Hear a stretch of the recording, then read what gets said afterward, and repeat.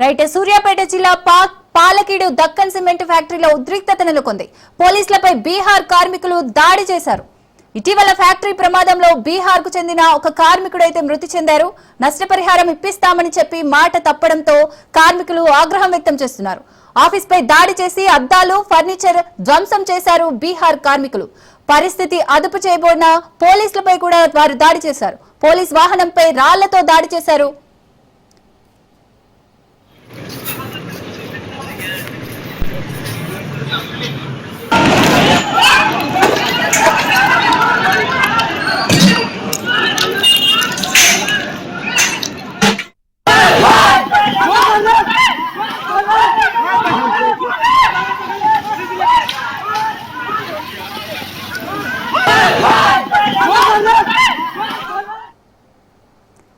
Right ఈ ఘటనకు సంబంధించి మరిన్ని డీటెయిల్స్ పుల్లారావు అందిస్తారు. పుల్లారావు,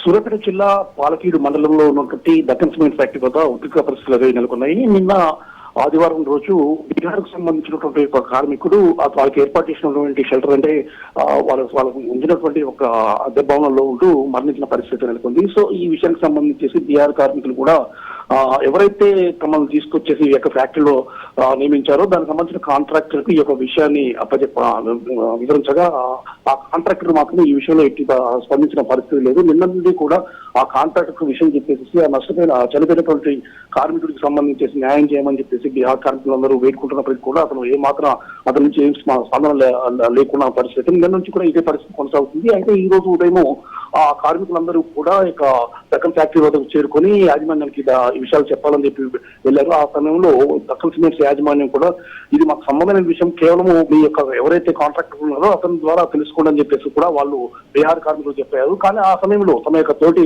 కార్మికులు పండించే వరకు ఆ యొక్క బీహార్ కార్మికులు ఏమాత్రం కూడా తట్టుకోలేక వెంటనే ఆఫీస్ అంటే దక్కన్ ఫ్యాక్టరీలో ఉన్నటువంటి ఆఫీస్ పై దాడి చేశారు. ఫర్నిచర్ కూడా ధ్వంసం చేసిన పరిస్థితి నెలకొంది. వెంటనే సిబ్బంది పోలీసులకు సమాచారం అందించగా పాలకీడు పోలీసులు ఫ్యాక్టరీ వద్దకు చేరుకున్నారు. ఆ సమయంలో కూడా చాలా కోపదిక్తులుగా ఉన్నటువంటి బీహార్ కార్మికులు వచ్చినటువంటి పోలీసు వాహనంపై కూడా దాడి చేశారు. పోలీసు వాహనం కూడా ధ్వంసమైన పరిస్థితి ఉందని చెప్పవచ్చు. ఈ సమయంలోనే పోలీసులు వారికి నచ్చ చెప్పే ప్రయత్నం మాత్రం పూర్తి స్థాయిలో చేసిన పరిస్థితి అయితే ఉంది. ఆ కాంట్రాక్టర్ ను పిలిపించేసేసి ఆ కాంట్రాక్టర్ ద్వారా మీకు నష్టపరిహారం చెల్లిస్తాము, అదేవిధంగా ఫ్యాక్టరీ నుంచి కూడా మీకు కావాల్సినటువంటి నష్టపరిహారం ఏదైతే ఉందో అది కూడా ఇప్పించే ఏర్పాటు చేస్తామని చెప్పేసి కూడా బీహార్ కార్మికులకు మాత్రం పూర్తి స్థాయిలో నచ్చ చెప్పే పరిస్థితి చేశారు. కొంతసేపు మాత్రము పోలీసులకు అదేవిధంగా బీహార్ కార్మికులకు మధ్య కొంత వాగ్వాదం చోటు చేసుకున్నప్పటికీ ఆ తర్వాత పోలీసులు పూర్తి స్థాయిలో అభయం ఇచ్చేసి మీకు నష్టపరిహారం చెల్లించే విధంగా మేము ప్రయత్నం చేస్తాము అని చెప్పేసి చెప్పిన తర్వాత బీహార్ కార్మికులు మాత్రం ప్రతిగా శాంతించిన పరిస్థితి ఉందని చెప్పవచ్చు.